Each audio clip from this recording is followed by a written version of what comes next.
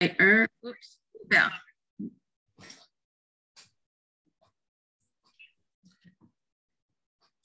Monsieur le directeur, appel nominal et absence motivée. Merci, Mme la Présidente. Donc, au niveau des conseillers scolaires, il y a vous-même, la présidence Chartrand, la vice-présidence Godbout, le conseiller Blais, le conseiller Jensens, le conseiller Lévesque, le conseiller Papillon, la conseillère Petitpas, la conseillère Thibodeau, la conseillère Thibodeau, l'élève conseillère Lemire et l'élève conseillère Kemzang. Nous avons 2 absences motivées ce soir, le conseiller Brideau ainsi que la conseillère Grenier, et la conseillère Séguin a annoncé qu'elle serait en retard. Au niveau des membres du personnel, il y a moi-même, le chef des affaires Chin, la surintendance Gagnon, la surintendance Iskander, la directrice exécutive Joly, la surintendance Kozak, la surintendance Molo, le chef administratif Nguyen Van May, la surintendance Rodriguez, qu'on accueille pour la première fois. Merci d'être là, Gilles. La conseillère pédagogique Giroux se joint à nous pour la présentation en public tantôt, ainsi que la directrice de la programmation Wilson. Et nous avons également parmi nous Chantal Perron, l'agente aux affaires du service des relations corporatives, et M. Lacroix, le conseiller aux affaires diocésaines et scolaires. Cela conclut l'assiduité, Mme la Présidente. Merci. Et la conseillère Dufour-Séguin est en ligne aussi maintenant. 1.1, reconnaissance des territoires autochtones. Monsieur Blais. Merci. Donc, nous prenons un moment pour remercier les peuples autochtones de la région, les Hurons-Wendat, les Anishinaabe et les Haudenosaunee pour le partage de leur territoire ancestral, surtout les Premières Nations Chippewa de Rama, Beau-Soleil, Georgina Island, Scugog, Curve Lake, Hiawatha, Alderville et les Métis qui s'y retrouvent. Merci. 1.2, prière d'ouverture. Est-ce qu'il y aura des intentions de prière autour de la table? Je ne vois pas. Donc, je passe la parole à M. Blais. Merci. À mon tour, je vais céder la parole à M. Lacroix. Merci beaucoup. Alors, nous sommes réunis ce soir à la veille de ce premier jour national de la vérité et de la réconciliation. Et pour nous, catholiques au Canada, ça a un sens particulier avec ce qu'on a vu et entendu au cours des derniers jours. Et je parle bien sûr des excuses officielles des évêques catholiques du Canada. On pourrait, peut-être vous avez lu au complet, mais je veux juste souligner quelques éléments. Oui, ça aurait pu se faire plus tôt, certainement, puis on pourrait en discuter longuement. Ce qui est intéressant dans leur texte, c'est qu'il y a vraiment un élément que je dirais collégial ou peut-être synodal, c'est que ça leur a pris vraiment 5 jours pour arriver à ça. Parce que non, tous les évêques n'étaient pas nécessairement d'accord, mais ils ont cheminé, ils ont prié, ils se sont parlé, dit les vraies choses, puis sont arrivés à ça à la fin, que nous, les évêques catholiques du Canada, nous exprimons notre profond remords et nous présentons des excuses sans équivoque suite à tout ce qui a été commis par certains membres de la communauté catholique dans le système des pensionnats. Donc, on évoque les blessures, les abus physiques, psychologiques, émotionnels, spirituels, culturels et sexuels. Donc, il y a eu des excuses vendredi et puis lundi, on a eu une autre annonce de ce fonds de 30 millions qui serait amassé à travers tout le pays, puis on se donne 5 ans. Et puis, ça va être très complexe. Puis, peut-être que ça va être difficile pour monsieur, madame, tout le monde de démêler ça, mais l'espérance ici, c'est qu'on puisse faire ça de concert avec les premiers concernés, qui sont nos frères et sœurs des Premières Nations. Donc, ça doit se vivre au niveau local, être colligé au niveau national. On va vraiment voir comment ça va se faire. Je vous ai envoyé un courriel avec le lien vers les excuses, ainsi que l'invitation du cardinal Collins demain, qui fait une célébration à la cathédrale Saint-Michael's à 10 heures demain matin, donc, pour souligner cette journée de la vérité et de la réconciliation. Et puis, ça va être intéressant d'entendre les paroles de notre archevêque à Toronto. Alors, on prend tout ça, puis on le confie au Seigneur parce que c'est un début, c'est vraiment un début, puis on avait besoin de ces excuses, comme on a besoin que notre Saint-Père soit formellement invité, puis les évêques à qui j'ai parlé sont en faveur d'une visite du Saint-Père au Canada pour des excuses officielles. Alors, prions pour que tout ça fasse son chemin, puis que l'Esprit Saint les éclaire et nous éclaire aussi dans ce dialogue. Et puis, on confie nos intentions ce soir pour toi, Melinda, puis pour Tandy toujours, et puis tous ceux et celles qui traversent des épreuves, que ce soit au niveau de leur santé physique ou la santé de leur âme, de leur cœur. Dieu créateur, nous savons que le don de ton esprit n'est pas réservé uniquement à l'Église, car ton esprit renouvelle l'univers entier, la terre, les personnes et tous les êtres vivants.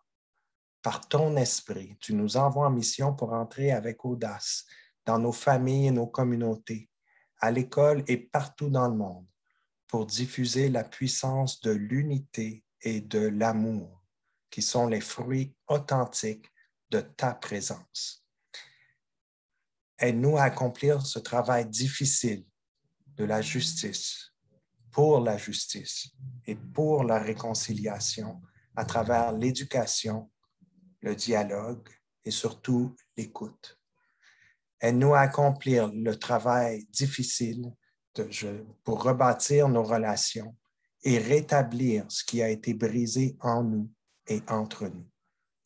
Nous te le demandons à toi qui fais toutes choses nouvelles, hier, aujourd'hui et à jamais. Amen. Bonne réunion tout le monde. Merci. Et puis bonne journée demain. Merci, Sébastien.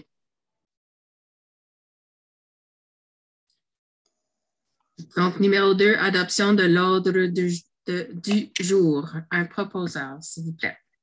Conseiller Lévesque.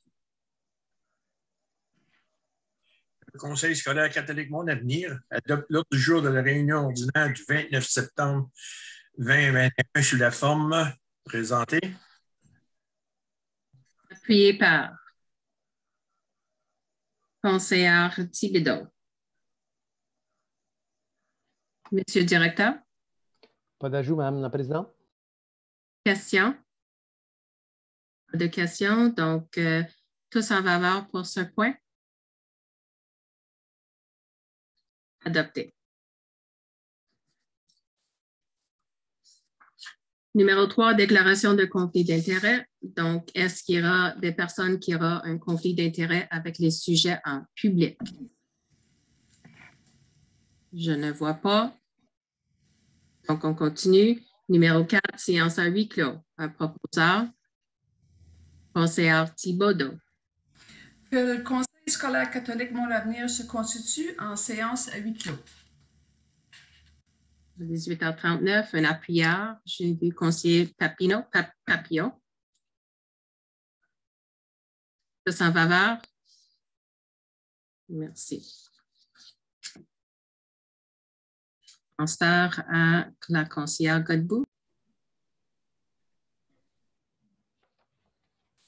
Reprise de la réunion publique du Conseil. 5. Audition des contribuables délégations. 5.1. Présentation des services. 5.1.1.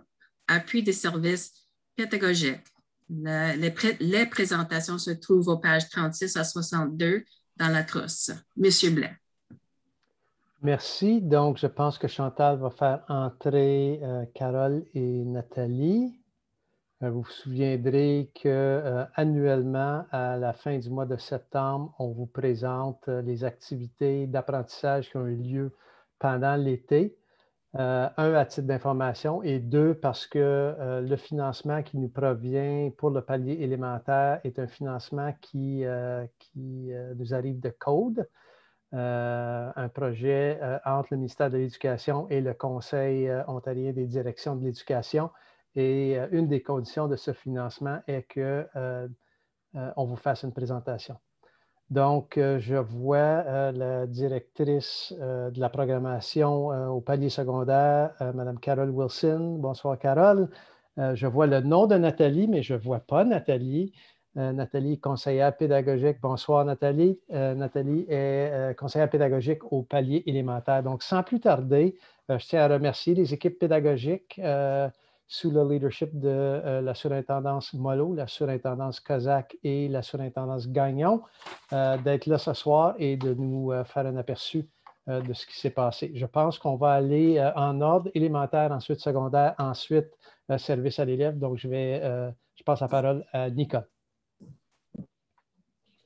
Merci beaucoup, Monsieur le Directeur. Donc, il me fait plaisir de céder la parole à Mme Giroux qui a su mener avec brio le programme d'été de cette année, très différent de ce que nous avons vécu l'été dernier, avec des objectifs très, très précis, d'ailleurs très en lien avec ce que les services à l'élève ont fait aussi.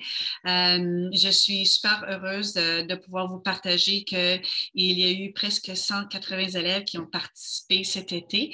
Mais sans tarder, je vais permettre à Mme Giroux de vous partager les bienfaits et les succès de cet été. Merci. Donc, bonjour tout le monde. Je suis Nathalie Giroux, comme on vient de me présenter. Je suis conseillère pédagogique au Conseil. Puis, cet été, j'ai été la coordonnatrice du programme d'été virtuel.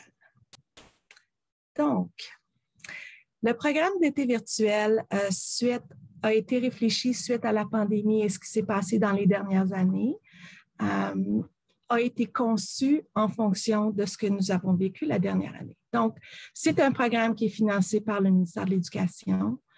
Il a visé le soutien intensif en conscience phonologique et en lecture à cause de la situation qu'on a vécue et des retards des élèves. On a visé des élèves du jardin, première, deuxième et troisième année, qui étaient sous les seuils de réussite selon les données de l'outil de dépistage précoce du Conseil, Littératie Web. Le camp s'est échelonné pendant 3 semaines, soit du 3 août au 20 août, et le 23 août était la journée où les élèves étaient réévalués en fonction des tests de lecture. Donc, l'objectif du camp était vraiment d'offrir un appui dans un contexte ludique avec objectif principal de développer une attitude positive envers la lecture, de soutenir le développement des habiletés en communication orale en français, en conscience phonologique, en lecture. On voulait aussi minimiser la perte due à la glissade estivale qui se fait habituellement pendant l'été.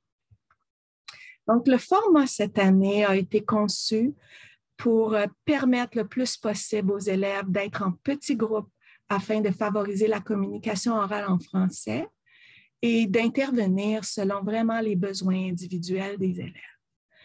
Donc, le soutien a été donné de façon virtuelle à des groupes de 5 élèves à la fois.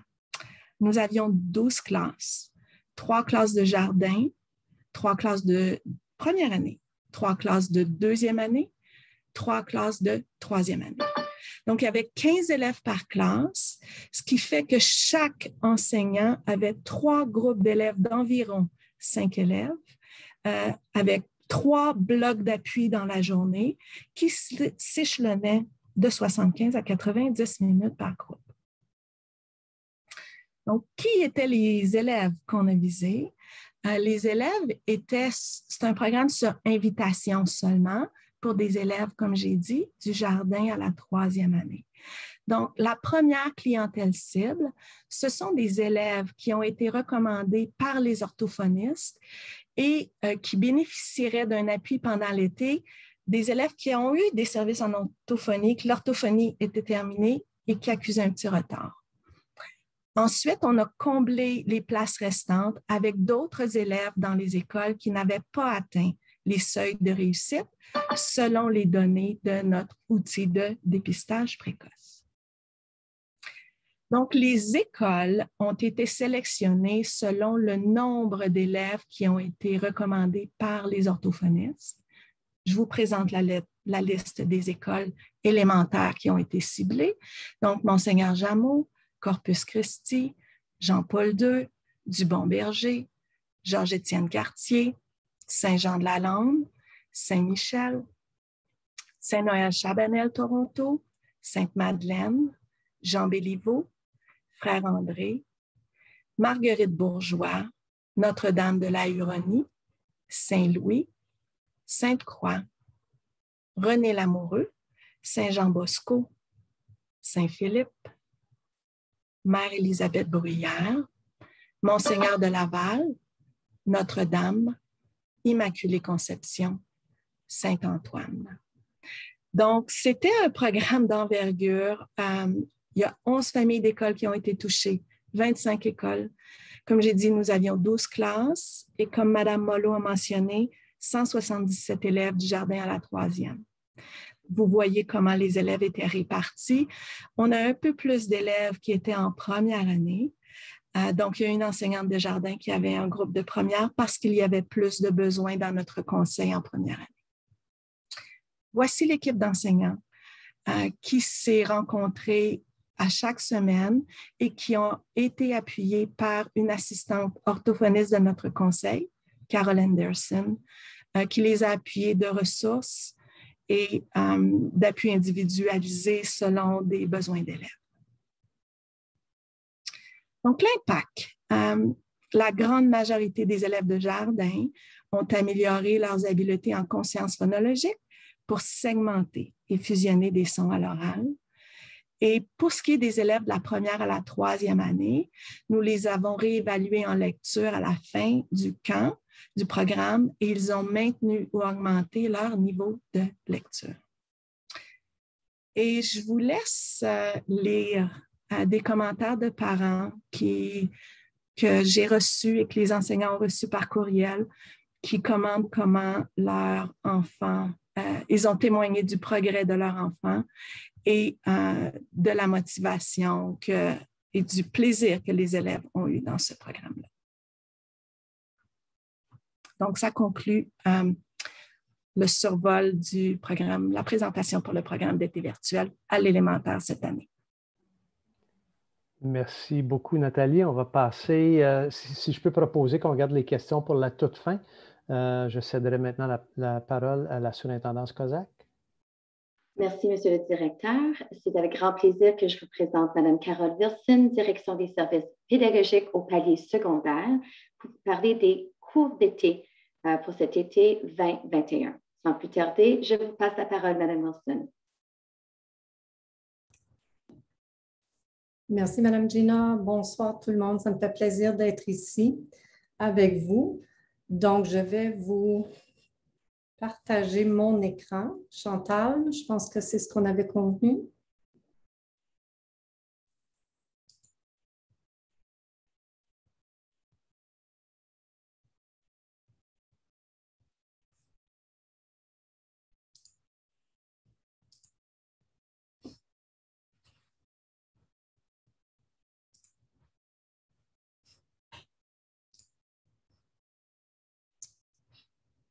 Est-ce qu'on voit la présentation cours d'été 2021?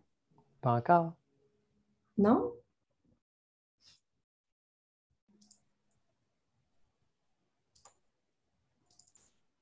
Ah, ça sent... Et voilà. Et, merci.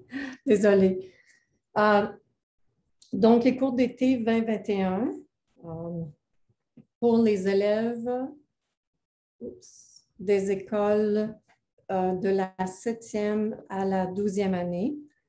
Donc, le programme d'été a été un programme virtuel à distance pour les élèves, un programme avec du synchrone et de l'asynchrone, donc un modèle hybride à distance. Les cours d'été ont eu lieu du 2 juillet au 15 août. Les élèves de la 7e ont commencé le processus 7e à la 12e dès le mois d'avril. C'est tout un processus lorsqu'on parle de choix de cours, de crédits, etc. Les élèves de la 9e à la 12e année ont suivi des cours de rattrapage, de récupération de crédits et aussi de nouveaux crédits et plusieurs placements d'éducation coopérative en milieu de travail. Les élèves de la 7e et 8e année, eux, ont suivi des cours de codage qui ont été un grand succès, très populaire auprès de nos jeunes. Ils ont suivi des cours de français, mathématiques, et plusieurs élèves ont suivi leur premier cours du secondaire, qu'on appelle un cours de crédit anticipé pour les élèves. Je me souhaite avoir manqué. Donc, le personnel pour l'ensemble de l'été, on parle quand même d'un nombre de 80 chargés de cours. Donc, on a embauché 80 enseignants qui ont enseigné des cours. On a embauché aussi, grâce à la collaboration de nos collègues service à l'élève, 4 enseignants en ressources. On a aussi embauché 2 enseignants responsables de la réussite pour soutenir nos élèves et 2 éducatrices spécialisées pour certains élèves qui nous provenaient de certains milieux. L'équipe administrative, direction, à partir de janvier, on commence déjà à planifier l'arrivée des cours d'été. 2 directions adjointes pendant l'été, au mois de juillet jusqu'au 15 août, une secrétaire, un conseiller en orientation, un enseignant coop qui commence au mois d'avril en soirée et les week-ends pour préparer les élèves aux différents placements. Et puis, une direction à la retraite pour m'appuyer et surtout appuyer ressources humaines à faire des entrevues pour trouver tout ce beau monde-là. Okay? Aussi, cette année, nos grands collaborateurs, là, autant à l'interne, on a travaillé avec le service des ressources informatiques pour notre programme de codage. On a travaillé avec une firme Google, un partenaire super important, qui ont planifié avec nos enseignants un cours là, que les élèves ont vraiment apprécié. Évidemment, ressources humaines, ressources financières, donc la gestion des sous, des contrats, ressources humaines, EED, le service corpo, merci beaucoup, là, qui nous ont appuyés à faire toutes les communications auprès des parents. Okay. Évidemment, on a eu des élèves aussi qui ont suivi des cours avec le CAVELFO, le consortium provincial de l'Ontario. Donc, le taux de participation, là, vous pouvez voir ici les différents types de cours. Les nouveaux cours à crédit, on a eu 869 élèves qui ont suivi des cours crédités. Des cours d'éducation coopérative, 167 élèves qui ont suivi un placement de 1 mois ou 2 mois. Les cours de récupération, quand un élève malheureusement vit un échec pendant l'année scolaire. Donc, les élèves ont pu récupérer leur crédit, 148. Des cours de rattrapage. Voyez-vous, là, ici, j'attire votre attention, les cours d'anticipation de la 8e année. On a 107 élèves de la 8e année qui ont participé ou qui se sont inscrits à leur premier crédit du secondaire. Donc, c'est vraiment, vraiment populaire. Les jeunes de la 8e année ont hâte de faire des crédits du secondaire. Le cours de codage, on avait 119 élèves d'inscrits dans ce cours-là. Vraiment, on avait prévu une classe de 30, mais le 30 a dépassé largement et rapidement ce qu'on avait anticipé. Cette année, au niveau du CAVELFO, les cours en ligne du consortium, nos élèves ont préféré s'inscrire au cours du conseil parce que les cours étaient quand même à distance avec du synchrone et de l'asynchrone, du soutien des enseignants ressources que le CAVELFO n'offre pas toujours. Donc, on a quand même eu 6 élèves qui ont suivi des cours à distance avec le CAVELFO. Le taux de réussite. Le premier tableau, c'est les cours crédités de la 9e à la 12e année. Donc là, vous allez voir la première colonne, le niveau de rendement 4. Donc, le nombre d'élèves, le nombre de notes qui a été relevé par Trillium. Donc, on peut voir ici que 65% des élèves qui ont suivi un cours crédité ont réussi avec un niveau 4. Et puis ensuite, 21% ont réussi avec un niveau 3, 7% 2 et le taux d'échec est vraiment, vraiment bas. Donc, on est fiers de nos enseignants, de notre équipe de soutien qui a suivi les élèves. Encore aussi fiers des résultats des cours de récupération de nos élèves de 9-12. Comme j'ai indiqué tantôt, ça, c'est nos élèves qui malheureusement ont vécu un échec pendant l'année scolaire, donc ils reprennent un crédit. Donc, ces élèves-là avaient tous eu un R auparavant, et puis avec le cours d'été, on a pu rattraper les élèves. Puis là, vous allez voir les résultats. Le niveau de rendement 3, 46 ont obtenu un niveau 3, qui est à la norme provinciale.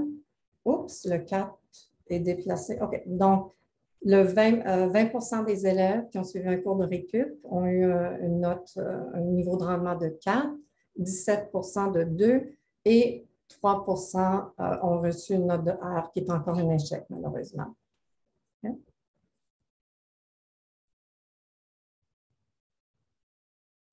Pendant l'été, on vise beaucoup le diagnostic, de bien connaître nos élèves, d'établir des profils où on connaît les forces et les défis en lien avec l'apprentissage pour nos élèves. Puis ici, j'aimerais juste vous partager rapidement. Okay? Une des réponses, ici, on demande à l'élève, cocher tes forces pour les compétences émotionnelles. Donc, le socio-émotionnel, c'est au niveau de la résilience, comment surmonter les échecs, comment vivre le changement.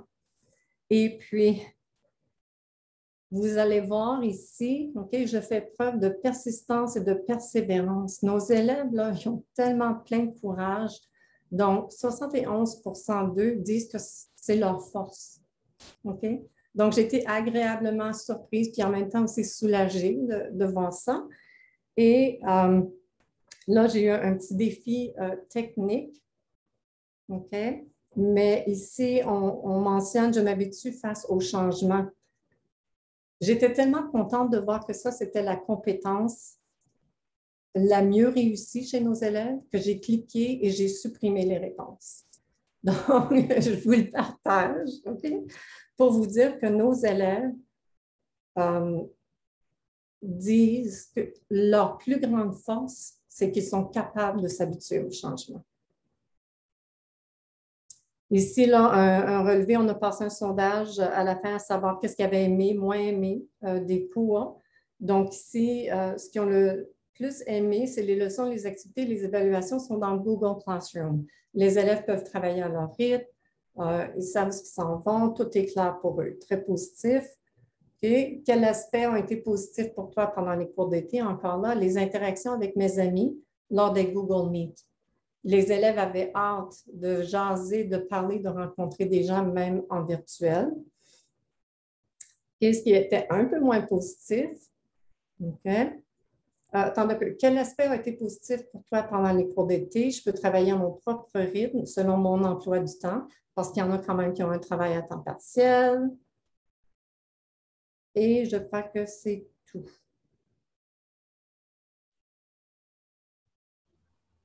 Merci beaucoup, Cara. Ah, le moins, excusez, j'ai fait une erreur. Excuse-moi, André, je me reprends.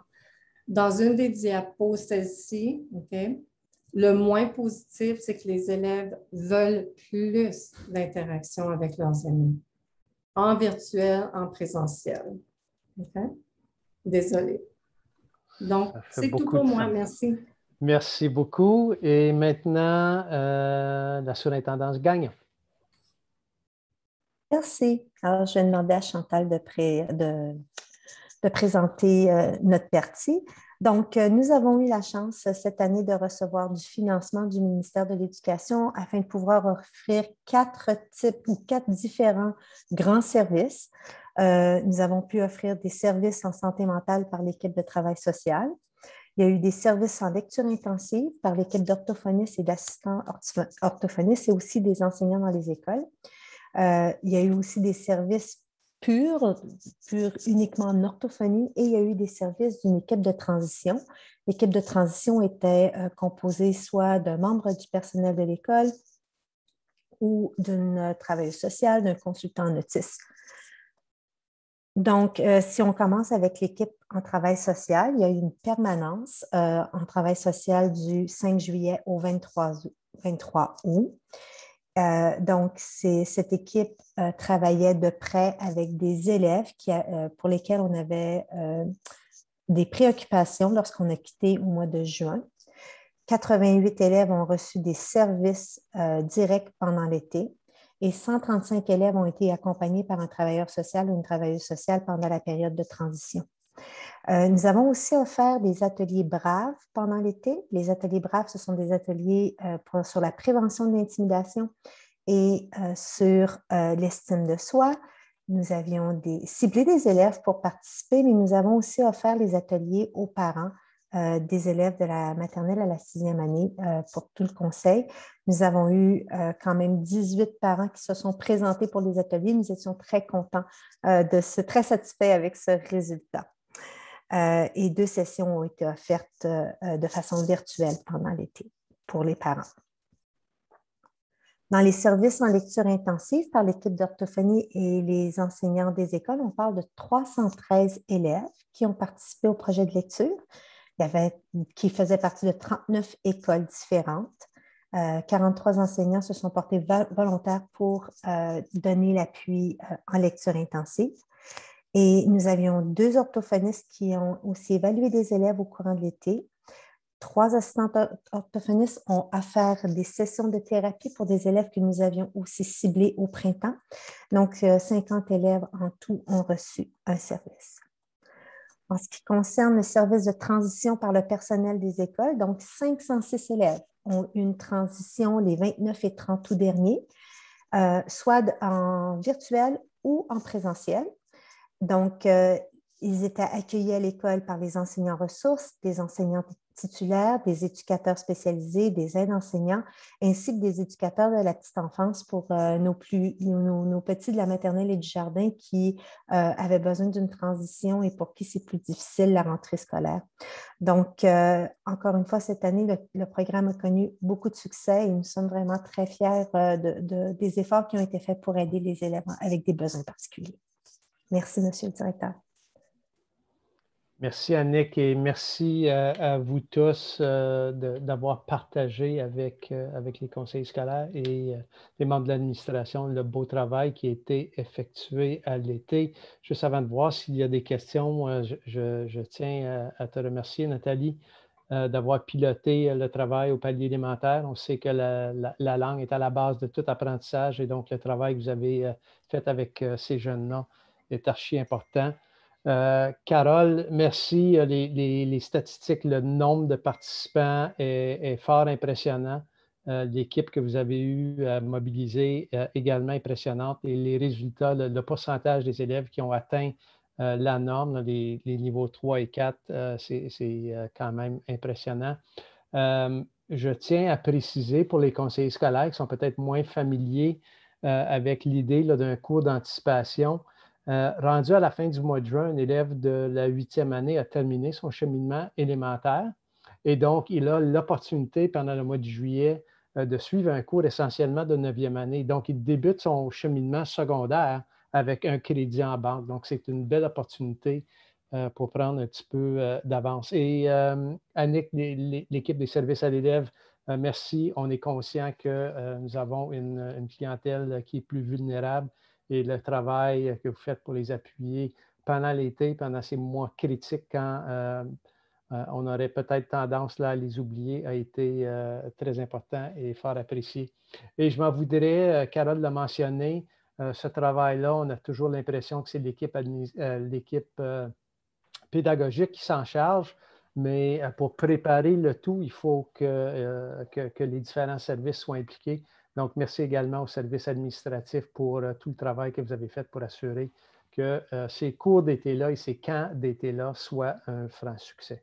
Donc, Madame la Présidente, je vous recède la parole pour les questions. Et Nathalie et Carole, merci d'avoir consacré une partie de votre mercredi soir. Oui, merci, Madame. Donc, juste à noter que la page sur les taux de réussite sera envoyée par Chantal d'une manière ou l'autre ce soir ou demain. Est-ce qu'il y avait des questions? Oui, conseillère Dufour-Seguin. Oui, mais premièrement, félicitations. C'est vraiment impressionnant, comme André dit, de voir tout le travail qui a été fait. Ça doit demander tellement de collaboration de plusieurs personnes. C'est gigantesque. J'avais une question probablement pour Nathalie par rapport à la littératie à l'élémentaire. J'ai remarqué que, je sais qu'on dit qu'on c'est sur invitation suite aux données du dépistage précoce. J'ai remarqué qu'il n'y avait pas vraiment d'école, de l'école de la famille Saint-Frère-André, ce qui m'a surpris, pas beaucoup. Je voulais savoir, est-ce qu'une fois qu'on a invité, les élèves, j'imagine qu'ils ont le droit de refuser, est-ce que c'est ça qui arrive, j'imagine? Oui, la première clientèle ciblée, c'était, comme je disais, les orthophonistes, donc des élèves qui ont eu des services en orthophonie, mais qui ne comblaient pas sous la clientèle visée par le service à l'élève de ce que Mme Gagnon a expliqué, des élèves qui avaient besoin d'un petit coup de pouce. Donc, c'était ces élèves-là. Les directions ont contacté les parents et dans le cas d'élèves qui ont, parce qu'on avait à ce moment-là, pour la première clientèle, pour combler toutes nos classes, donc nos 180 élèves. Donc, il y a des élèves qui ont refusé et c'est là qu'on a demandé au directeur de chaque école ciblée de sélectionner d'autres élèves selon notre outil de dépistage précoce qui étaient sous les seuils de réussite et qui bénéficieraient d'un appui supplémentaire pendant l'été. Merci. De rien. Est-ce qu'il y avait d'autres questions? Oui, conseiller Janssens. Oui, merci, Madame la Présidente, et puis merci aux présentatrices. Je n'ai pas très bien compris la toute fin de Madame Gagnon. Qu'est-ce que vous avez fait au juste pendant ces 2 jours? Il y avait des élèves et il y avait du personnel. Qui faisait quoi là-dedans? Je n'ai pas bien saisi ce programme sur les 2 jours.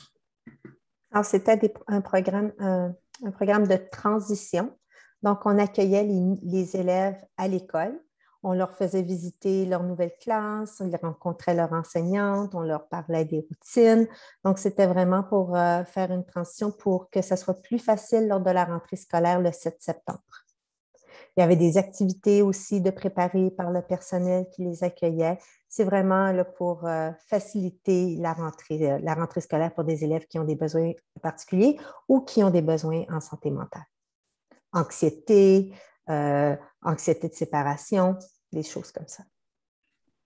Est-ce qu'on parle uniquement de la 6e à la 7e ou ça peut être à tous les niveaux? Maternelle à la 12e année. Donc, les directions d'école avec les enseignants ressources et les travailleurs sociaux aussi. Et aussi, les consultants en autisme étaient impliqués, ciblaient des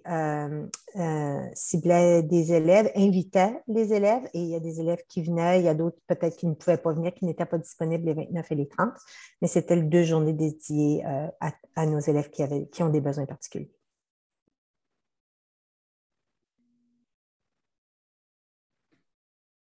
Merci. Est-ce qu'il y avait d'autres questions? Oui, conseillère élève Lemire.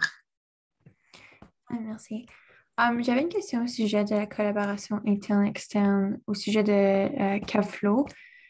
Est-ce que je sais que c'était un contrat, ce que j'ai entendu durant l'année scolaire 2020-2021, c'était un contrat qui terminait avant l'année scolaire 2021-2022. Est-ce que c'est un contrat qui se renouvelle pour cette année scolaire ou c'était terminé suite de l'été qui vient juste passer en 2021?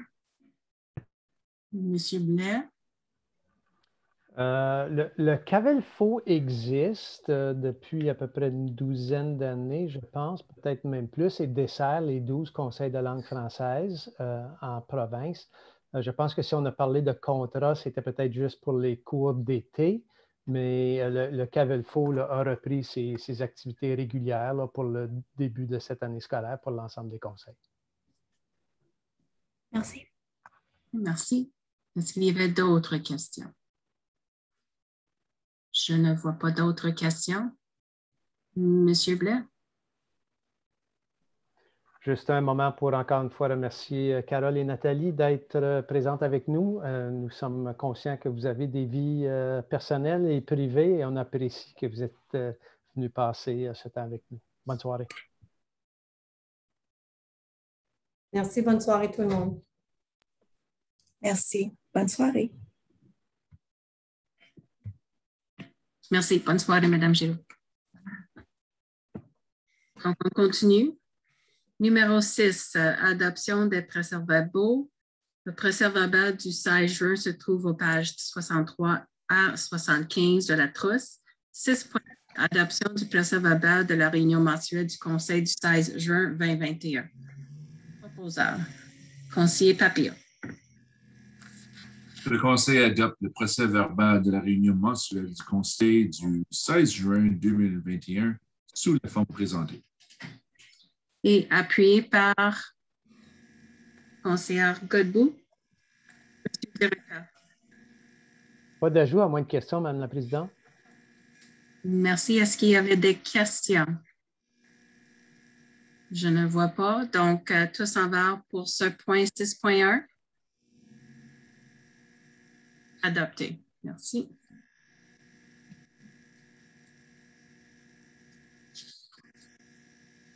« 6.2. Adoption du procès-verbal de la réunion extraordinaire du Conseil du 13 septembre 2021 qui se trouve sur les pages 76 à 81. Proposeur, s'il vous plaît. Conseil, 3 minutes, M. Blair. Le Conseil adopte le procès-verbal de la réunion extraordinaire du Conseil du 13 septembre 2021 sous la forme présentée. Appuyé par conseillère Dufour-Seguin. Monsieur le directeur. Encore ici, Mme la Présidente, à moins de questions, je n'ai pas d'ajout. Est-ce qu'il y avait des questions? Je ne vois pas, donc tous en faveur pour le point 6.2. En faveur? Contre? Adopté. 7. Affaires découlant des réunions ordinaires du Conseil sans objet. 8. Affaires différées sans objet. 9. Recommandations des comités. 9.1. Rapport de la séance à huis clos du Conseil du 29 septembre 2021. Un proposeur. Conseillère Thibodeau. Que le Conseil approuve les résolutions adoptées en séance à huis clos du Conseil du 29 septembre 2021. Appuyé par conseillère Godbout. Monsieur le directeur. Pas d'ajout, Mme la Présidente. Est-ce qu'il y avait des questions? Pas de questions, donc tous en faveur pour ce point. En faveur. Contre. Adopté. 9.2, rapport des réunions publiques des comités du Conseil. 9.2.1, le comité de travail du 15 septembre 2021. 9.2.1.1, rapport PLA 1009-2021. Le rapport portant sur les propriétés déclarées excédentaires d'autres conseils scolaires. Un proposeur. Que le Conseil n'approuve pas les propriétés mises en disponibilité telles que décrites dans le rapport PLA 1009-2021 intitulé « Rapport portant sur les propriétés déclarées excédentaires d'autres conseils scolaires et agences provinciales et pour lesquelles le Conseil ne manifeste aucun intérêt, soit Saint-Boniface, CES Mary Hill, Robert Bateman, HS Burlington, portion de Madonna, CSS Toronto, Site N 72-199 Vaughan, Elizabeth Bagshaw, ES Hamilton, Glen Echo, ES Hamilton, Green Acres, ES Stony Creek, Mountain View, ES Stony Creek, portion de Nora Francis Henderson, SS Hamilton, Harry Hislop, ES Stony Creek. L'appuyeur, s'il vous plaît. Conseillère Thibodeau. Monsieur le directeur. Merci, Mme la Présidente. Alors, vous vous souviendrez qu'au comité de travail, la surintendance Iskander, vous avez donné toute la logique là, derrière pourquoi le Conseil ne manifestait aucun intérêt pour les propriétés en question. Mais si vous avez une question, il se fera plaisir d'y répondre. Merci. Est-ce qu'il y avait des questions? Je ne vois pas de questions, donc tous en faveur pour ce point. En faveur, contre, adopté.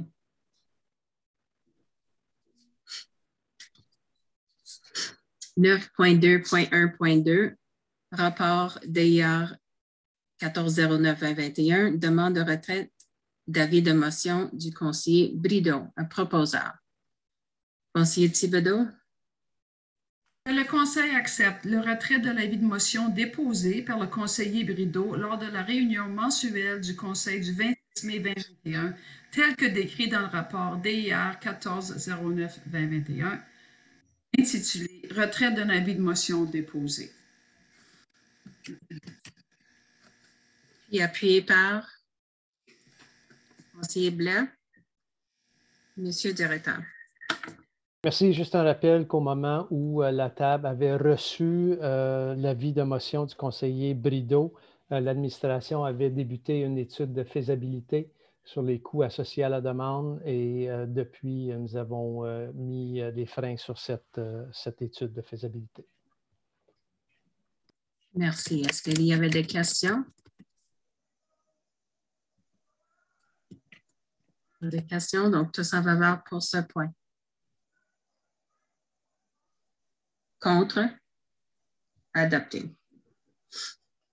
9.2.2, comité consultatif pour l'enfance en difficulté du 22 septembre 2021.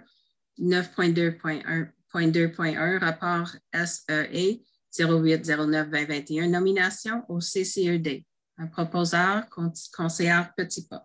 Que le Conseil approuve la nomination de Mme Dalia Hamout à titre de représentante de Voice for Deaf and Hard of Hearing Children comme membre du comité consultatif pour l'enfance en difficulté pour le terme se terminant le 30 novembre 2022, ainsi que Mme Estelle Duchon à titre de représentante suppléante du Centre francophone du Grand Toronto, selon le rapport SE et 0809-2021, intitulé « Nomination au comité consultatif pour l'enfance en difficulté ». Appuyé par.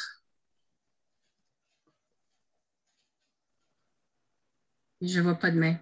Appui, conseiller Papillon. Monsieur le directeur.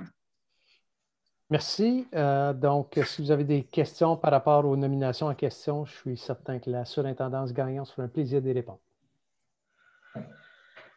Est-ce qu'il y a des questions? Pas de questions. Donc, tous en faveur pour ce point. En faveur, contre, adopté. 10. Étude des rapports des membres de l'administration. 10.1. CDA. 10.1. Rapport CDA 0809-2021, comité d'admission. Le rapport se trouve aux pages 84 à 91 de la trousse. Monsieur le directeur. Merci. À ce moment-ci, je vais céder la parole à la surintendance Iskander. Merci beaucoup. Donc, comme vous pouvez observer, il y a eu plusieurs comités d'admission qui ont eu lieu durant les 2 mois de juillet et août. On a eu environ une trentaine de comités d'admission. Avant ceci, avec la fermeture des frontières, puis les gens qui ne pouvaient pas voyager, on n'a pas eu autant de comités durant les étés précédents. Mais avec l'ouverture de la frontière, il y en a eu plusieurs et on a procédé par tous les comités. Il y en avait à chaque semaine durant l'été 2021. Si vous avez des questions, il me fera plaisir de vous répondre. Merci. Est-ce qu'il y avait des questions? Conseiller Blais. Et Madame, est-ce que vous avez le pourcentage de personnes qui ont été acceptées qui viennent à nos comités d'admission. Pas tout accepté, là. Ouais. Si vous regardez dans le rapport, il y a une page avec quelques comités qui avaient été refusés parce qu'ils ne répondaient pas aux critères d'admission dans le conseil.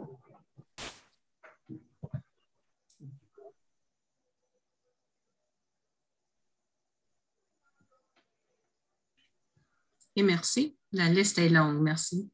Conseillère Petitpas. Juste une question en rapport des comités d'admission pour les écoles secondaires. Est-ce que c'est je sais que c'est des nouveaux arrivants, mais est-ce que c'est aussi des personnes qui ont passé à travers French Immersion? Il y a plusieurs élèves des comités d'admission qui sont issus d'immigration francophone, donc ils viennent déjà de pays francophones, mais nous avons eu quelques situations où c'était des élèves qui venaient de l'immersion française, donc ils ont passé par le processus, l'évaluation, tout a été respecté pendant l'été aussi. Merci. Ajoute, M. Blais?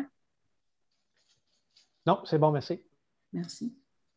Est-ce qu'il y avait d'autres questions?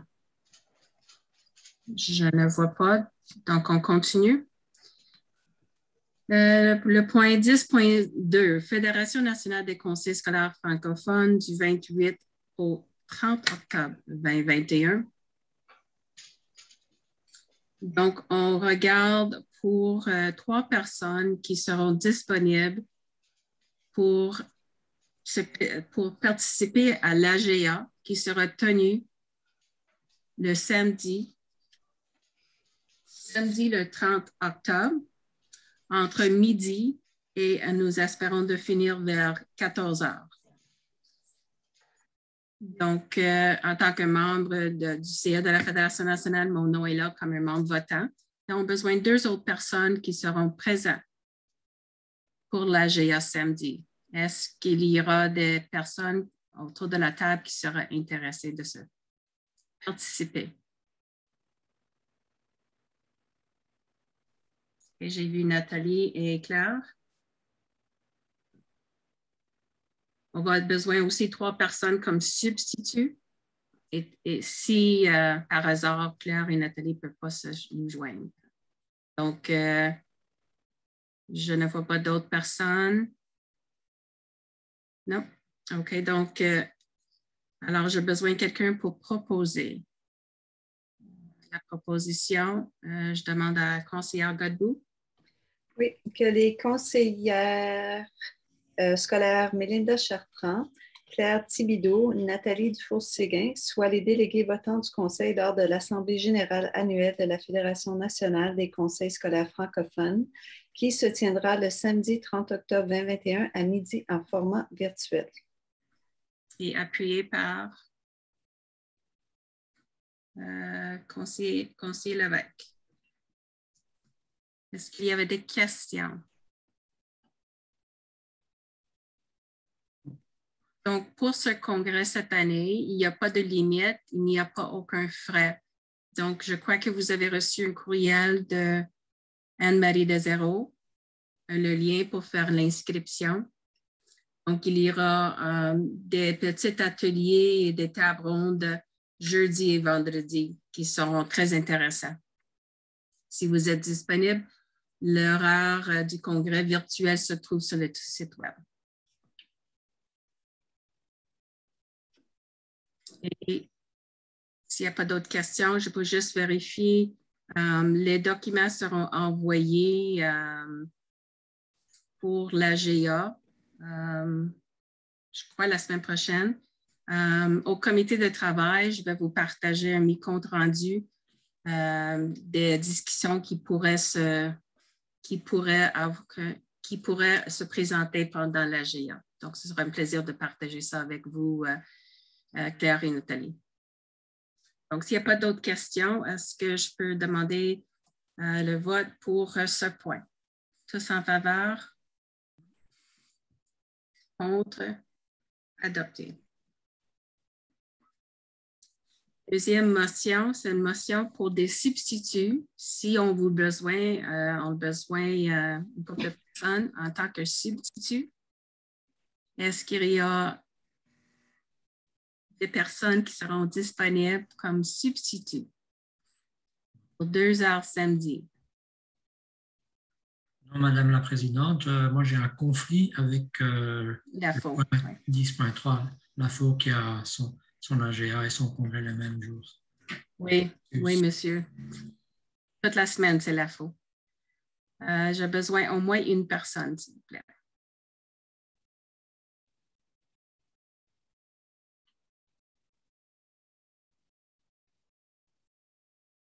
OK. Conseiller Thibodeau. Thibodeau. Thibodeau. Merci. Est-ce qu'il y aura une autre personne? Donc, je vous souhaite bonne santé, Claire et Nathalie. Merci. Max est joint. Max, merci. Oui, tu peux mettre mon nom, c'est correct. Excellent. Merci, M. Papillon. On va vous appeler à 6 heures le matin si on a besoin. Parfait. Merci. Donc, c'est suffisant d'envoyer juste 2 noms à Mme Perron. Donc, il y a un proposeur pour ces 2 personnes.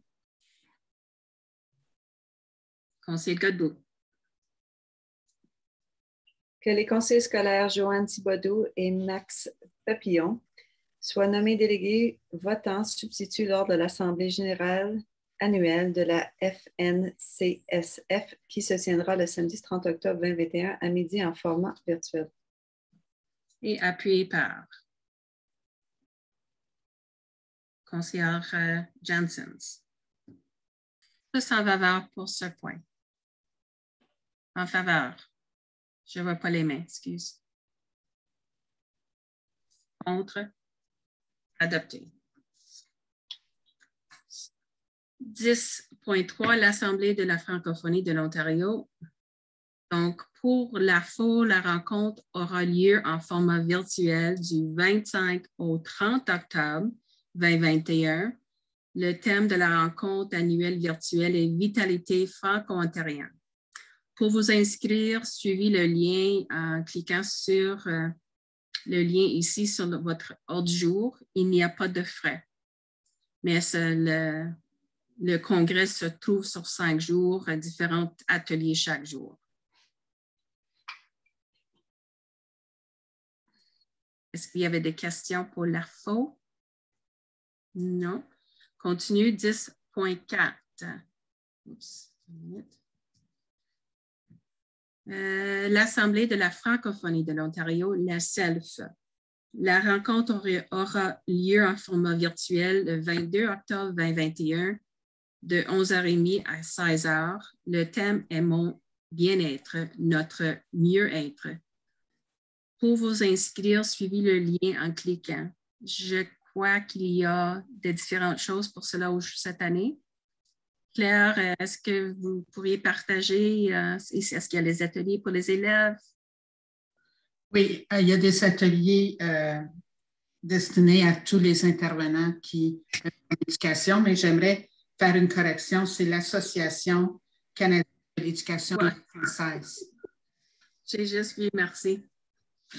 Et puis, c'est ça. Puis moi, je vais participer en tant que membre du CA, parce que je viens d'être acclamée pour représenter l'Ontario. Donc, je vais déjà être présente. Et puis, oui, les ateliers, c'est toujours avec bien-être, notre mieux-être, parce que ça devait être au Manitoba. Et puis, c'est leur focus depuis l'année dernière comme conseil scolaire de ici franco-manitobain. Mais ils font beaucoup de liens à la construction identitaire, naturellement. Et puis, il y a beaucoup d'ateliers qui s'adressent, comme j'ai dit, aux enseignants, aux directions d'école, aux élus et aux membres de la communauté aussi. Okay. Merci, merci. Est-ce qu'il y avait Madame Perron, je crois. Est-ce qu'il y avait un frais d'inscription? Si tu es membre, il n'y a pas de frais d'inscription. Okay. Si tu n'es pas membre, le frais d'inscription, c'est le coût d'une membriété. Merci. Et félicitations pour votre nomination. Merci. OK, je ne vois pas de questions. Merci. Le 11, affaires courantes, 11.1, Association franco-ontarienne des conseils scolaires catholiques, la FO-CSC. Il y avait juste deux choses pour vous partager. Premièrement, la rencontre du CA de la FO-CSC sera la semaine prochaine, le 7 octobre.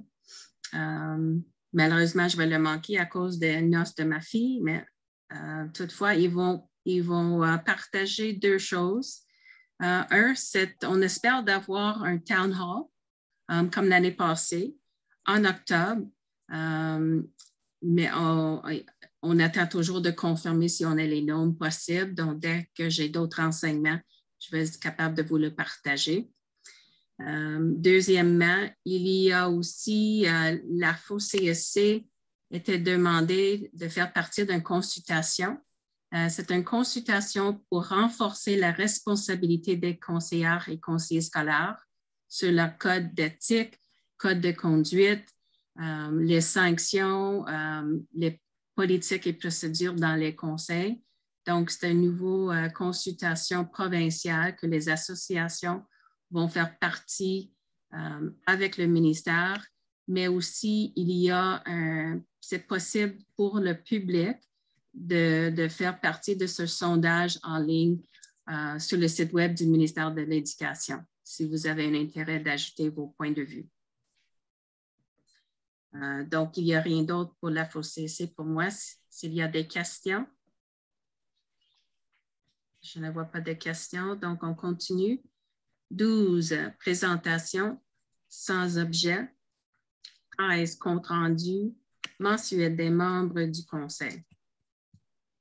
Donc, je vais juste ouvrir mon document. Donc, dans votre trousse, vous avez le rapport mensuel de la présidence qui se trouve à la page 92 et 93. Donc, c'est une première ébauche d'un format en lien avec la planification stratégique, mais plus en lien avec les responsabilités de la présidence. Donc, vous voyez des activités qui se sont tenues pendant l'été aussi et en septembre.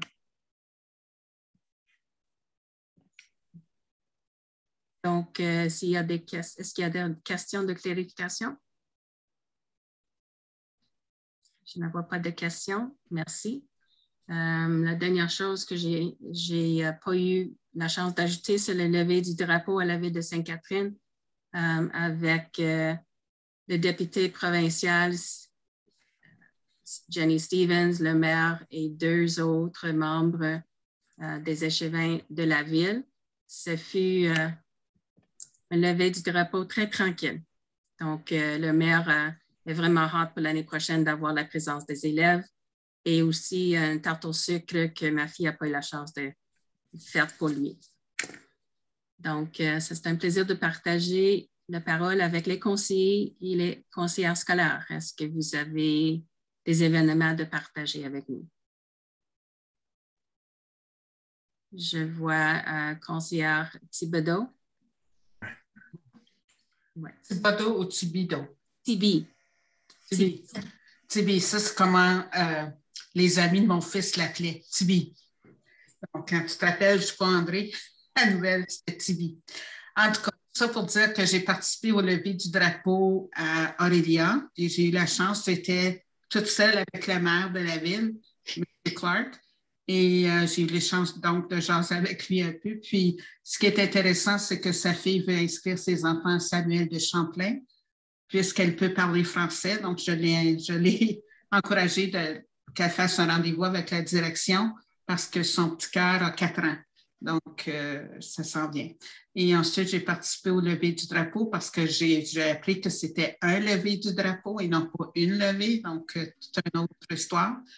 Au lever du drapeau à Barrie, puis j'avais envoyé une invitation à des anciennes enseignantes amies.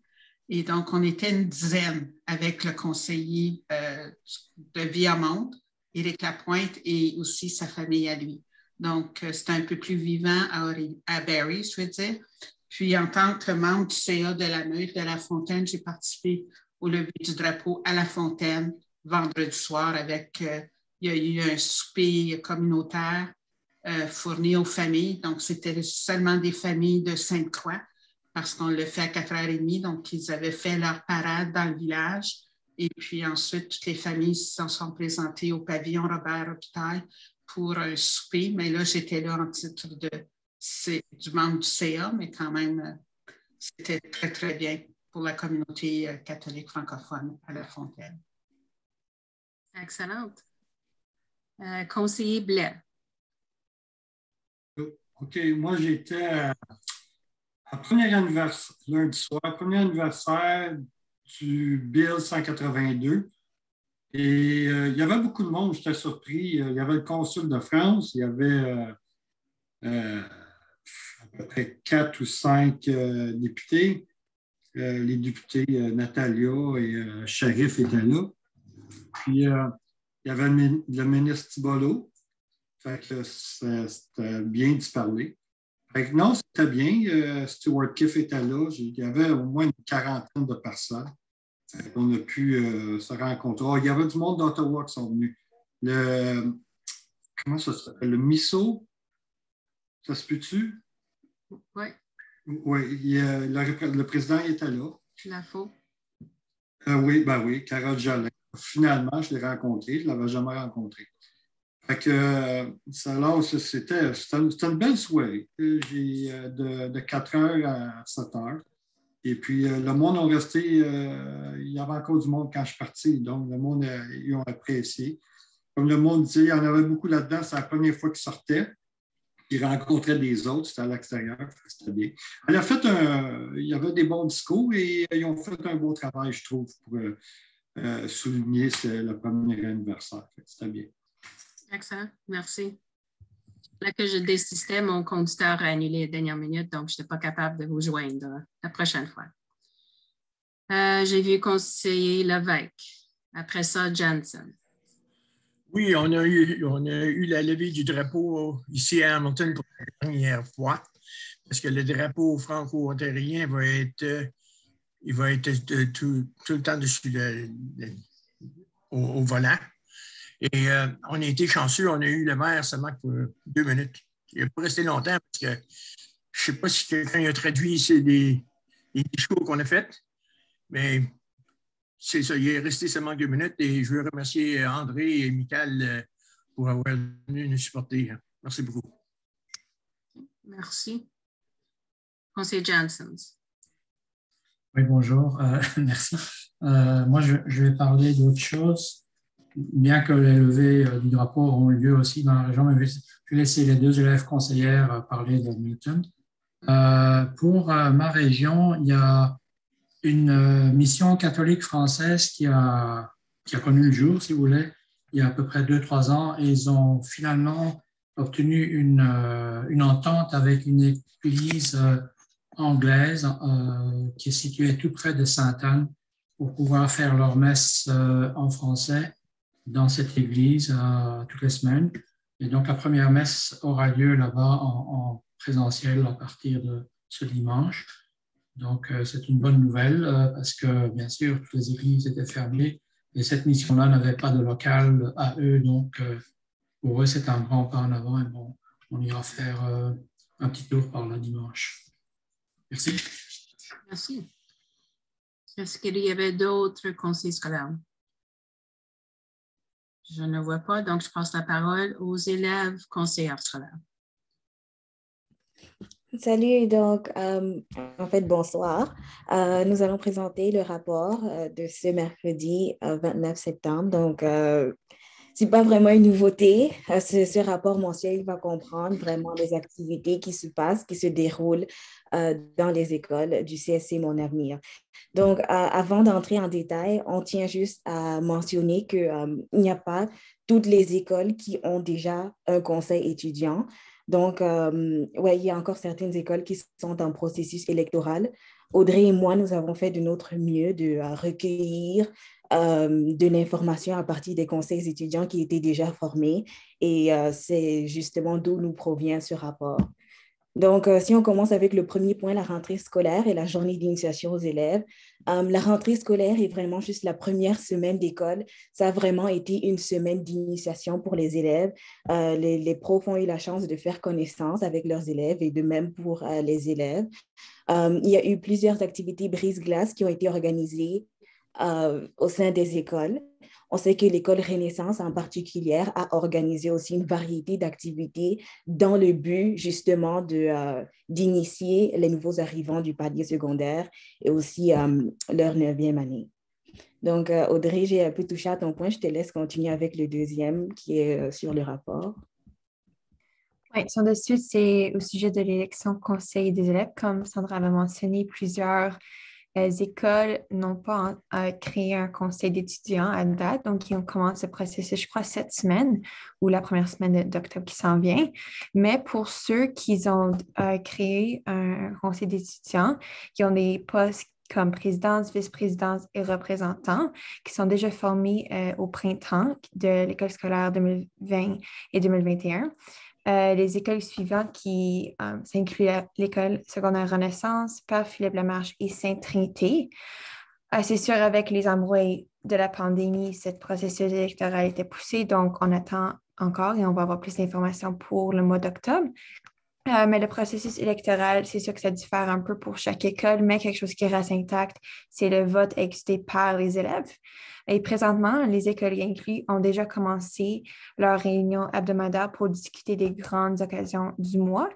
Et c'est ça qu'on a présentement pour les élections des conseils des élèves. Lors de la première semaine aussi, en fait, des premières semaines de l'année scolaire, il y a eu plusieurs messes et des paraliturgies d'ouverture qui ont eu lieu au sein des écoles. Ceux-ci ont été faits par le biais d'outils virtuels tels que Google Meet, Microsoft Teams et à la Sainte-Famille, en fait, l'école a été faite avec l'intercom, donc les membres du personnel et les élèves pouvaient suivre la messe grâce à l'intercom. Donc, les écoles ont vraiment essayé d'éviter le service à l'hôtel parce que, justement, avec les restrictions et la pandémie, il est très difficile de respecter la distanciation. Mais oui, vraiment, les composantes de la messe n'ont vraiment pas changé. Elles comprenaient des lectures et puis de la musique. Donc, c'est ce qui aussi s'est passé durant ces premières semaines de la rentrée. Ensuite, nous avons les célébrations du drapeau franco-ontarien et la journée Terry Fox à travers les écoles. Donc, vu la proximité des événements, plusieurs écoles du Conseil avaient décidé de combiner les deux événements qui étaient sur la date du 24 septembre, qui vient juste de passer ce vendredi, parce que c'était vraiment convenable pour les écoles pour avoir toute une journée pleine d'activités, ainsi pour un port libre qui était franco-ontarien vert et blanc, c'est sûr. Mais il y avait plusieurs activités virtuelles. Par exemple, l'école Sainte-Trinité avait participé à un spectacle virtuel qui était comme durant la matinée, qui était vraiment apprécié par de nombreux élèves, qui était super le fun. Et on a eu plusieurs commentaires positifs, surtout avec les normes de COVID, c'était pas évident, mais virtuellement, ça a très bien été. Et on a essayé de vraiment comparer comme des traditions. Donc, on a pour conserver la vivacité des célébrations de la journée Terry Fox et de la journée du drapeau franco-ontarien. Et depuis, les représentants francophones des écoles ont été invités à l'hôtel de ville local pour le lever de drapeau francophone. Notamment, Sandra et moi, on était invités à l'hôtel de ville de Milton, où on avait participé au lever de drapeau. On avait rencontré le maire de Milton, il était super fin et il nous avait même invités dans ce genre de chambre et son bureau et c'était super le fun de même. Regardez, ils nous avaient introduit à son petit toutou qui avait la chaîne de commandement de maire. Donc, ils nous avaient vraiment introduit à tout ce qui arrive et c'était super. Et en plus, on avait rencontré l'honorable Parm Gill, c'est le ministère du Parlement provincial. Et il n'était pas là pour tout le lever de drapeau, mais il avait participé pour la majorité de l'événement. Et c'était une activité formidable.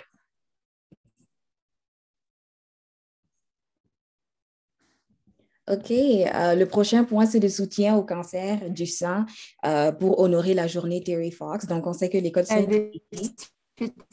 le soutien de... Pardon, est-ce que vous pouvez me suivre? Ah, OK, super. OK. Donc, je reprends. On a un autre point un point, en fait, qui concerne, qui touche, en fait, sur le soutien du cancer du sein et pour honorer la journée Terry Fox. Donc, on sait que l'école Sainte-Trinité va célébrer, en fait, va vraiment souligner cette journée en la date du 8 octobre. Donc, il y a un port thématique rose qui va se faire en cette journée. Et puis, on sait aussi qu'il va y avoir une levée de fonds qui a pour but, en fait, de soutenir une charité. Maintenant, est-ce qu'on connaît encore la charité? Non, pas pour l'instant. Ceci est encore à déterminer. Ouais, on va avoir plus d'informations à ce sujet, surtout au mois d'octobre. Et oui, simulation du vote parlementaire. Audrey, je te cède la parole. Puis ensuite, c'est la simulation dans le vote parlementaire. Donc, le lundi 20 septembre, elle avait occupé les élections fédérales. Notamment, l'École secondaire catholique Sainte-Trinité avait organisé une simulation de vote parlementaire pour la population des élèves 7 à 12. Cette activité est une activité qu'on fait, ça fait quelques années, qui a fait pour les élèves à l'opportunité de témoigner le processus électoral et ainsi accueillir de bonnes compétences de citoyenneté. On a aussi un point qui touche vraiment sur le parascolaire et puis les équipes sportives. Donc, il y a plusieurs écoles qui tardent encore à ce sujet parce que c'est un sujet qui est très, très, très délicat. Nous avons pu quand même obtenir des nouvelles pour certaines écoles. Donc, une fois de plus, on sait que Sainte-Trinité va organiser, en fait, l'école a déjà organisé des essais et Sainte-Famille a carrément suspendu les activités parascolaires pour le premier semestre. Question de voir un peu comment se déroulent les choses avant de pouvoir prendre des décisions à ce sujet. On sait aussi que l'école Renaissance a déjà proposé un programme sportif intramural. Donc, il va y avoir des ligues de sport, mais ceci va se faire à travers l'école et non pas avec d'autres écoles. Et ce projet a déjà été approuvé, en fait, par le département de Gym. Donc, nous attendons aussi des nouvelles à ce sujet. Alors, finalement, la journée de vérité et de réconciliation pour honorer les Autochtones le 30 septembre. C'est sûr que la date, c'est demain, mais les écoles secondaires du Conseil catholique scolaire Mon Avenir, telles que l'école Sainte-Trinité, soulignent la journée de la vérité et de réconciliation pour honorer notre population Métis, Inuit et Premières Nations au Canada. Ceci est réalisé à travers un port libre style orange pour souligner chaque enfant compte avec un chandail orange. Ainsi, un moment de silence, une prière et un lever de fonds à une organisation locale de nations Métis. J'aimerais aussi... Vas-y. J'aimerais aussi ajouter que sur ce point, en fait, certaines écoles ont décidé pour le port libre que le port du chandail orange. Pourquoi ce but? C'est parce qu'en fait, vraiment, cette journée, ce port du chandail est supposé vraiment juste être un soutien, en fait. Donc, je sais que, par exemple, dans mon école, on va porter le pantalon de l'école, en fait, parce que le but, ce n'est pas vraiment que de se mettre en port libre et puis que d'éviter le port de l'uniforme, c'est vraiment de démontrer ce soutien-là à la réconciliation et vraiment à la paix avec les Autochtones. Donc, dans certaines écoles aussi, c'est que le port d'un chandail orange, mais le but reste le même, c'est surtout cette sensibilisation-là. Audrey, tu avais quelque chose à ajouter? En fait, que je voulais juste conclure et vous remercier. Et on est excité pour le mois prochain parce qu'on va avoir plus d'informations et plus à partager pour ce qui concerne chaque école. Et c'est ça qui conclut pour le mois de septembre. Merci. Merci. Est-ce qu'il y avait des questions pour les élèves conseillers scolaires? Je ne vois pas de questions. Donc, on continue. 14, avis de motion sans objet. Correspondance. Les correspondances se trouvent aux pages 97 à 177 de la trousse. Est-ce qu'on a besoin de faire la lecture de chaque fois? Non?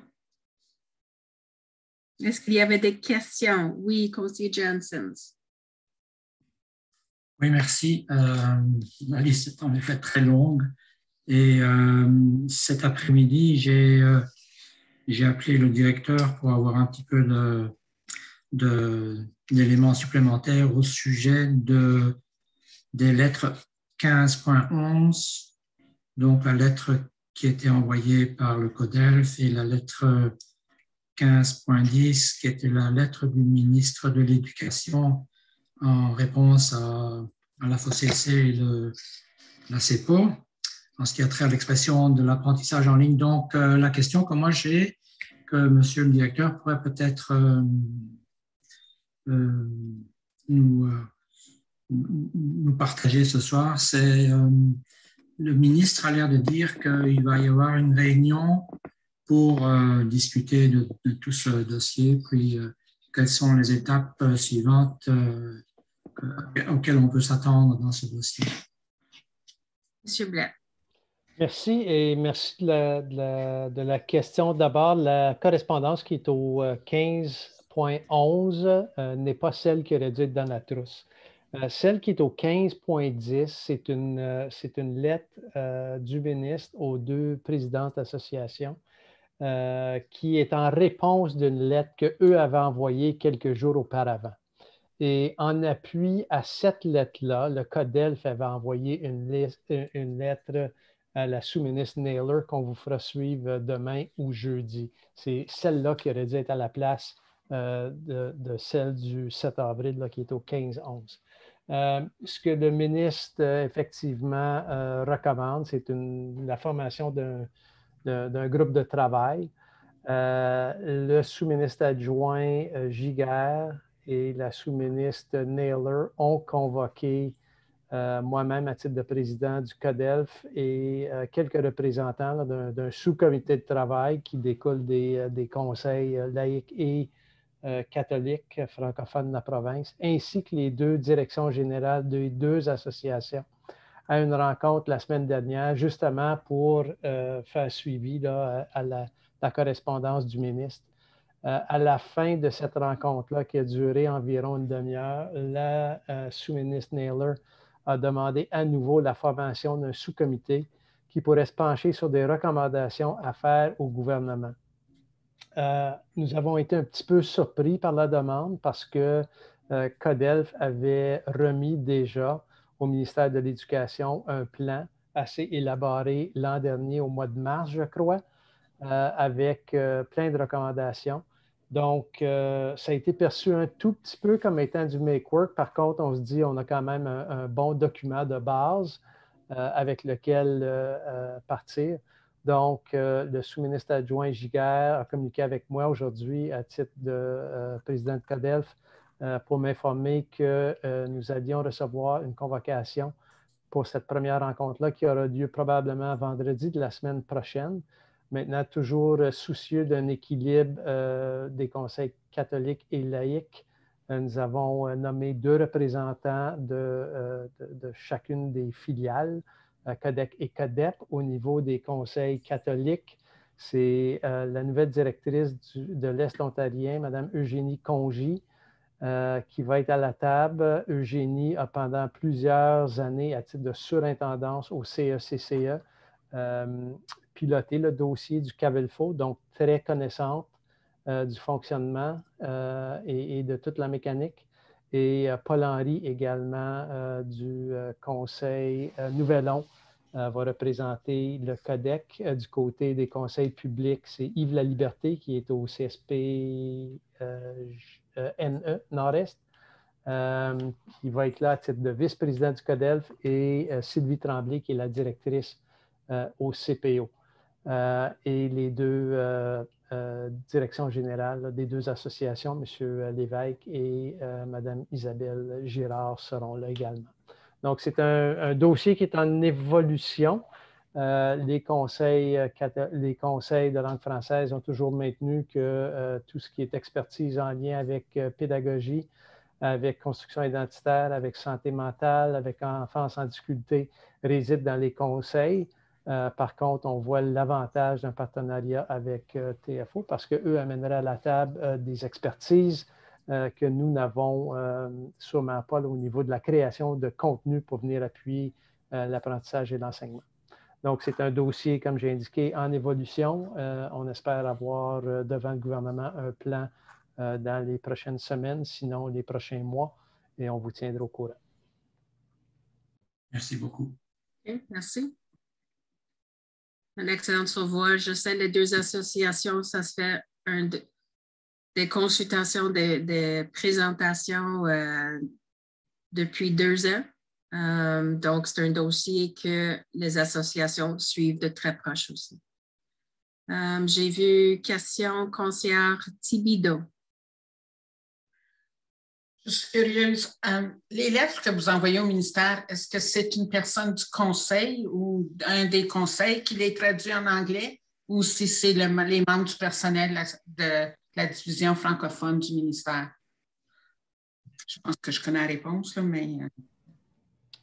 Les lettres que nous, on envoie, d'habitude, c'est Claude Deschamps, qui est le secrétaire au CFOAP, qui en fait de la traduction. OK, parce que déjà, nos personnels sont débordés, donc je suis curieuse. OK, merci. Est-ce qu'il y avait d'autres questions sur la correspondance? Je ne vois pas. Donc, on continue le point 16, motion de recevoir. Donc, conseillère élève, on va commencer avec Audrey. Proposé. Que le Conseil reçoive en bloc les documents présentés en réunion publique à titre d'information et aux fins de discussion seulement. Tableau des affaires découlant. Rapport CDA 0809-2021, comité d'admission. Rapport verbal d'activité de l'AFO-CSC. Compte rendu mensuel des membres du Conseil et correspondance. Et appuyé par la conseillère élève Kemzani. Merci. Monsieur le directeur. Merci, Mme la Présidente. Pas d'ajout, à moins de questions. Est-ce qu'il y avait des questions? Pas de questions. Donc, tous en faveur pour ce point? En faveur?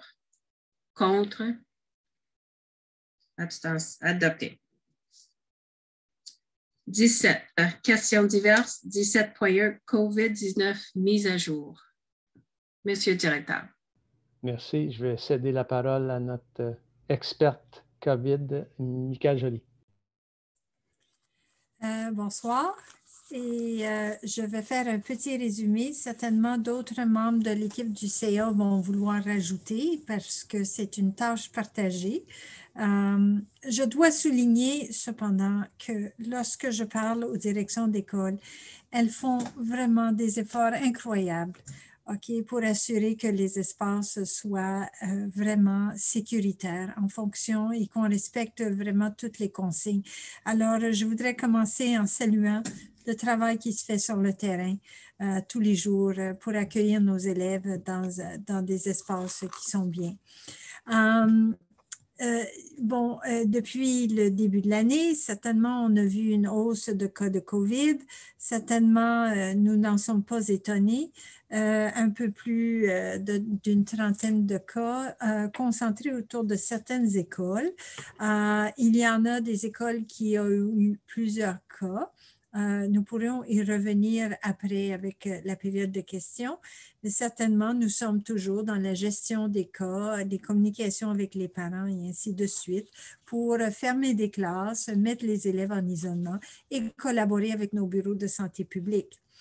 Ce qui se fait, c'est que nous avons adopté une approche de dépistage actif attendue de la part des parents et des membres du personnel. Le système a été mis en place. Il faut faire des rappels, certainement, pour maintenir la barre haute pour que les parents collaborent. Certainement, la participation des parents est essentielle, hein, pour pouvoir dépister s'il y a un symptôme et le besoin de garder son enfant à la maison et de le faire tester ou du moins attendre que son malaise passe avant de pouvoir retourner à l'école. Alors, la collaboration des parents est essentielle avant tout dans la gestion de la COVID. Un autre domaine où nous avons intervenu, c'est justement tout ce qui est de la divulgation des membres du personnel de leur statut vaccinal. Alors, ce processus est en place. Les membres du personnel ont répondu et continuent de répondre aux attentes. Il y a aujourd'hui, nous avons partagé l'attente et les instructions au niveau de se faire tester, les ressources disponibles au sein des écoles au niveau de trousses qui sont disponibles ou qui le seront parce que le ministère va nous en envoyer d'autres et donc des trousses de dépistage rapide pour que les membres du personnel puissent effectuer leur test, c'est-à-dire les employés qui ne sont pas vaccinés doivent répondre à l'obligation de faire un test eux-mêmes 2 fois par semaine. Nous avons aussi répondu à l'obligation d'afficher les résultats de tout le travail qui a été fait au niveau des améliorations de la ventilation. Ça a été fait et félicitations à l'équipe des ressources matérielles pour ce travail incroyable pour atteindre la norme et être prêt pour l'ouverture des écoles. Nous travaillons à Toronto avec le groupe des hôpitaux et les autres conseils scolaires pour la distribution de tests, de tests disponibles pour les élèves. Donc, de plus en plus, les écoles reçoivent. Alors, lorsqu'il y a un cas, les parents peuvent se rendre à l'école pour aller chercher un test pour leur enfant. Nous collaborons également au projet provincial qui a identifié 4 écoles secondaires à l'extérieur de la ville de Toronto, soit Renaissance, Sainte-Famille, Saint-Jean-de-Brébeuf et Saint-Charles-Garnier, qui également ont des trousses de dépistage. Je vais finir sur ce point parce qu'on sait que dans les médias, on voit que dans différentes communautés scolaires, les parents s'organisent pour justement avoir de plus en plus de tests disponibles dans les écoles, des trousses pour qu'on puisse facilement avoir accès. C'est un sujet dont on a discuté cet après-midi avec le groupe de Toronto, justement que c'est disponible dans la ville de Toronto, mais pas nécessairement disponible dans toutes les écoles. Et lorsque je leur ai posé la question, parce qu'on parlait d'un plan de communication, j'ai dit, dites-moi donc, qu'est-ce que je dis à mes parents ailleurs dans le sud de l'Ontario qui, eux, n'ont pas ça? Et ils ont dit, vous devez certainement vous prévaloir auprès du gouvernement de l'importance de rendre ce modèle que nous avons à Toronto, la distribution au sein de toutes les écoles, disponible ailleurs dans les écoles parce qu'il y a véritablement un besoin. Alors, il y a du travail à faire, sans doute, mais justement, nous croyons que nous avons des mesures en place en ce moment qui sont efficaces et maintenant, je suis ouverte à vos questions et j'invite également les autres membres du CA d'ajouter au niveau des initiatives dont ils ont été responsables pour la mise en œuvre. Merci, Michael. Je me demandais simplement si Vincent voudrait ajouter un petit peu d'informations par rapport au statut vaccinal, la déclaration du statut vaccinal et le travail que son équipe a effectué autour des outils qu'il nous faut pour pister cela et ce qui s'en vient là, avec la divulgation des résultats des tests et le travail que ça va demander à nos directions d'école dans les prochains jours. Avec plaisir, Monsieur le Directeur. Donc, je vais reprendre un peu certains propos que Michael a déjà énoncés. Il a fallu aller encore une fois extrêmement vite pour répondre aux demandes du ministère et des différents bureaux de santé quand on a commencé l'année. Donc, pour pouvoir faire en sorte que les employés puissent déclarer leur statut de vaccination, il a fallu créer avec ressources informatiques une application qu'on a mise en ligne, simple, qui a permis aux gens de déclarer et d'envoyer leurs preuves de vaccination et de nous déclarer aussi ceux qui n'avaient pas été vaccinés pour des raisons médicales ou par choix, tout simplement. Nous avons mis aussi en ligne une petite application pour que les visiteurs fréquents et les bénévoles puissent aussi déclarer leur statut de vaccination, de façon à ce qu'on puisse sortir des rapports en arrière. Nous avons été capables de sortir des listes pour nos employés que nous avons envoyées à nos directions d'école pour les informer des personnes qui n'avaient pas déclaré leur statut de vaccination, qui n'étaient pas vaccinées complètement. Je rappelle que pour être vacciné complètement, ça prend 2 doses et 14 jours après la seconde dose. Et évidemment, nous avons reçu les informations, encore une fois, au compte-gouttes, que les personnes non vaccinées ou pas complètement vaccinées devaient subir des tests antigéniques 2 fois par semaine, selon une certaine fréquence. Des communications ont été envoyées. Là encore, il a fallu prendre certaines dispositions qui sont en cours pour que les gens puissent nous rapporter les tests. Et nous travaillons actuellement sur une autre application pour que les gens puissent, dans le futur, rapporter le résultat de leur test antigénique.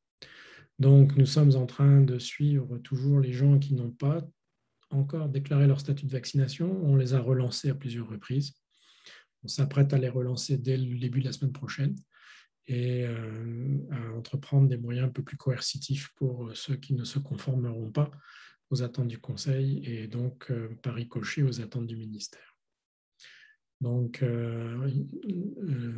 gros travail de SRI pour créer très rapidement des applications, pour permettre aussi l'autodépistage à tous les parents pour que ça fonctionne, et aussi à certaines personnes de ressources humaines qui gèrent beaucoup de données en arrière sur les résultats de tous ces sondages et déclarations. Si vous avez des questions, ça va me faire plaisir d'y répondre. Merci. Question. J'ai vu conseiller Blais, après ça, conseiller Janssens. Monsieur, est-ce qu'on a beaucoup d'enseignants qui ne veulent pas se déclarer en ce moment?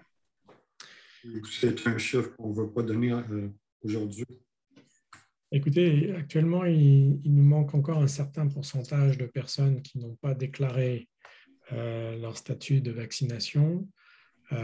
Parmi ces gens-là, ou des gens qui n'ont pas voulu se faire vacciner, effectivement, il peut y avoir des enseignants. Je n'ai pas le pourcentage précis, mais les personnes non vaccinées, soit pour des raisons médicales ou pour des raisons personnelles, ça touche tous les secteurs d'employés, qu'ils soient aussi bien dans une école, dans des services administratifs ou autres.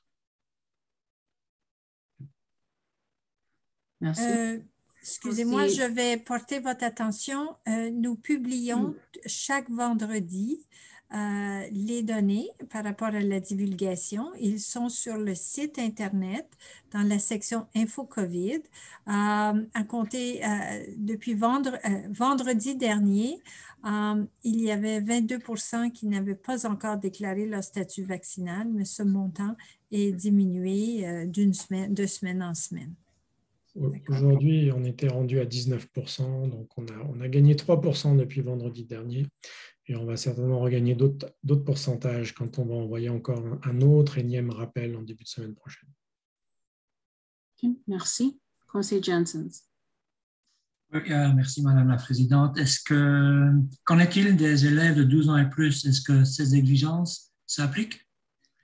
Alors, pour les élèves de 12 ans et plus, on n'a pas évidemment ils doivent se rapporter l'autodépistage, mais ils n'ont pas à rapporter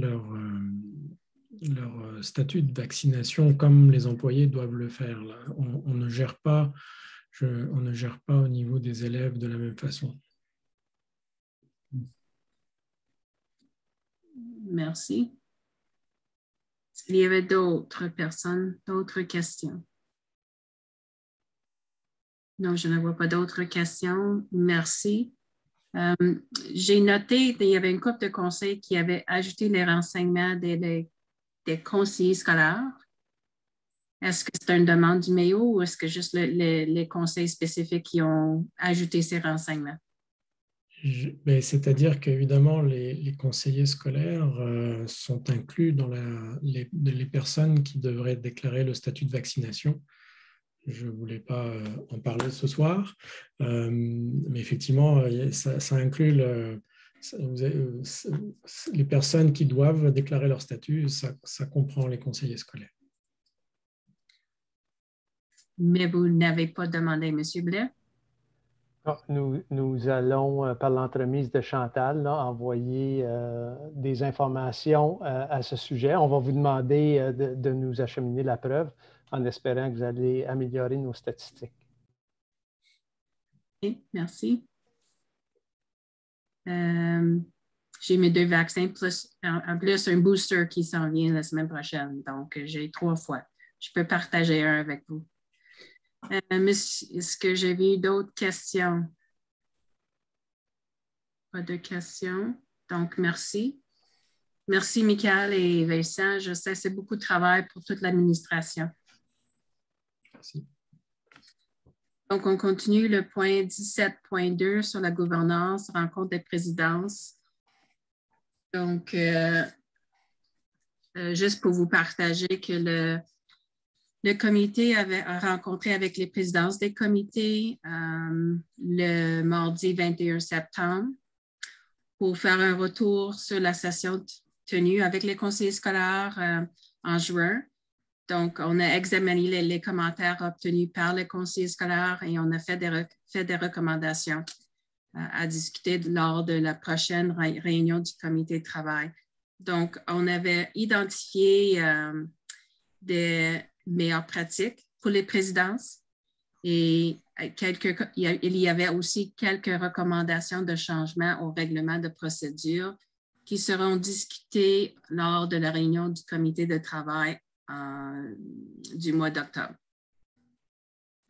Est-ce que les autres membres, Dominique, vous êtes avec Dorothée, est-ce que vous aimeriez ajouter des points? On garde ça. J'ai trouvé ça très intéressant. Je pense qu'on a accompli beaucoup dans l'heure que tu nous avais donnée, 1 heure, mais on est allé jusqu'à 1 heure et peut-être 20 minutes. Donc, espérons que dans le futur, on va être un peu plus organisé pour vous montrer qu'est-ce qu'on aimerait avoir. Donc, j'ai trouvé ça très intéressant. Je crois qu'il y avait moi-même, Melinda, il y avait, mon Dieu, comment c'était? Anne, et Dominique. Et Dominique. Donc, on a trouvé ça très intéressant. Espérons de mettre en pratique ce que nous avons discuté. Étant donné que nous sommes encore dans un mode virtuel. Oui, on est tanné de ça. Oui, Madame Petit. Anne ou Dominique? D'autres commentaires? Ça va? Donc, ce sera un plaisir d'avoir des bonnes discussions en octobre au comité de travail. Donc, je vous remercie pour votre temps pour les comités, la rencontre du 21 septembre. Merci André et Chantal pour votre appui. Donc, on continue, 21h47, levée de la réunion ordinaire du conseil à 20h47, 2 minutes pour arrêter l'enregistrement. Madame Perron.